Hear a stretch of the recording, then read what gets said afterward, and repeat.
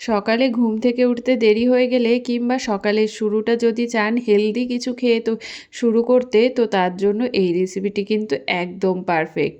তো তার জন্য আমি এখানে প্রথমেই নিয়ে নিয়েছি একটা বাটি মেপে হাফ বাটি সুজি, আর সেই বাটি মেপেই হাফ বাটি দিয়ে দিচ্ছি আমি আটা। আর এখানে নিয়ে নিয়েছি আদা আর কাঁচা লঙ্কা বাটা। তার সঙ্গে দিয়ে দিচ্ছি বেশ কিছু সবজি, যেমন পেঁয়াজ, টমেটো, গাজর, ক্যাপসিকাম আর ধনেপাতা। আপনারা আপনাদের পছন্দ অনুযায়ী অন্য কোনো সবজিও এখানে অ্যাড করতে পারেন। তার সঙ্গে দিয়ে দিলাম সামান্য একটু জিরে। গোটা জিরে দিলে এটা খেতে কিন্তু খুব ভালো লাগে। তার সঙ্গে দিচ্ছি স্বাদ অনুযায়ী লবণ আর সামান্য একটু হলুদ। এবার এখানে আমি একটা মাঝারি সাইজের আলু নিয়ে নিয়েছি। আলুটাকে আমি সুন্দর করে সিদ্ধ করে নিয়েছি। সিদ্ধ করা আলুটাকে এখানে গ্রেটারের সাহায্যে গ্রেট করে দিয়ে দিচ্ছি।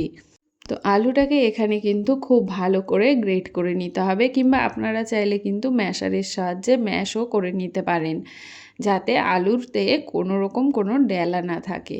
তো সুন্দর করে আলুটাকে আমি গ্রেট করে নিয়েছি। এবার অল্প অল্প জল দিয়ে আমরা একটা ব্যাটার তৈরি করে নেব। এখানে কিন্তু একটা পাতলা ব্যাটার আমাদের তৈরি করতে হবে, তবে হ্যাঁ, অবশ্যই খুব পাতলা কিন্তু নয়, সেটা আমি আপনাদের দেখিয়ে দেব। তো আমি ব্যাটারটা রেডি করে নিচ্ছি। তো সকালবেলায় ঘুম থেকে উঠতে যদি আপনাদের দেরি হয়ে যায়, সেক্ষেত্রে আপনারা কিন্তু এই রেসিপিটি চটজলদি তৈরি করে নিতে পারেন। পুষ্টিগুণে ভরপুর আর খেতেও কিন্তু হয় খুব ভালো।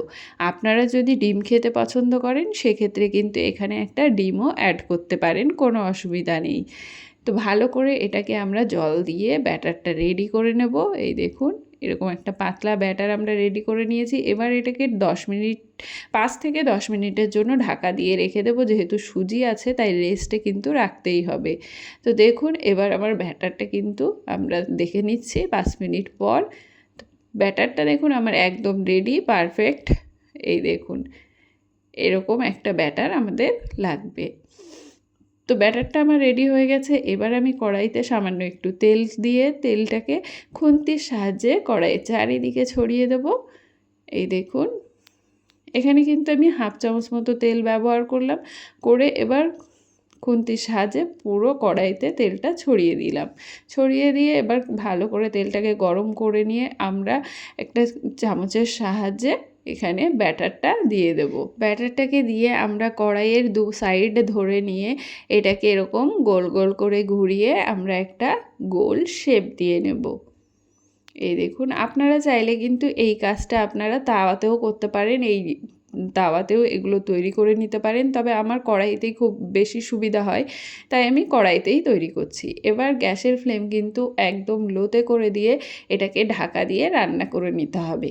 তো দেখুন, যেহেতু এতে গাজর আছে, ক্যাপসিকাম আছে, সেটা সিদ্ধ হতে একটু টাইম লাগবে, তাই অবশ্যই গ্যাসের ফ্লেমটাকে কিন্তু লোতে করে এটা রান্না করে নিতে হবে।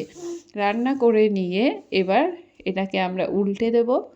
এই দেখুন, এটা কিন্তু খুব সহজেই উঠে যাবে, কিন্তু এটা কিন্তু খুব নরম, তাই একটু আলতো হাতে এটাকে উল্টে দিতে হবে।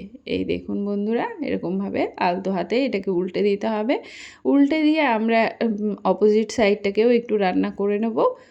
আপনারা চাইলে কিন্তু একটু বেশি তেল দিয়ে এটাকে লাল লাল করেও ভেজে নিতে পারেন, সেক্ষেত্রে কিন্তু এটা খুব মুচমুচা হয় খেতে আর খুব ভালো লাগে।